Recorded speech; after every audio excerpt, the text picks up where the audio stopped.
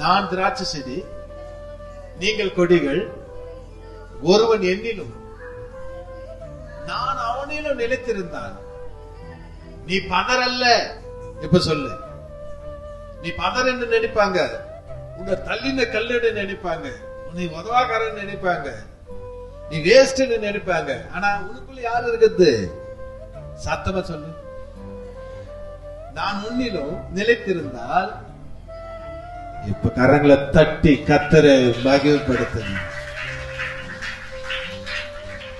நீ என்னில் இல்லைன்னா நானும் உன்னில் இருக்க மாட்டேன். அப்ப உன்னுடைய வாழ்வாதாரம் வாசமாயிருப்பா, கீழ்வாசம். ஒருவர் இப்ப நல்லா புரிஞ்சுக்க, நீ என்னில் இல்லைன்னா வெளியே எரி உண்ட கொடிய போல எரி உண்டு உலர்ந்து போவான். அப்படிப்பட்டவர்களை சேர்த்து அக்னியில் போடுவார்கள், அவர்கள் எரிந்து போவதுதான் வாழ்க்கை.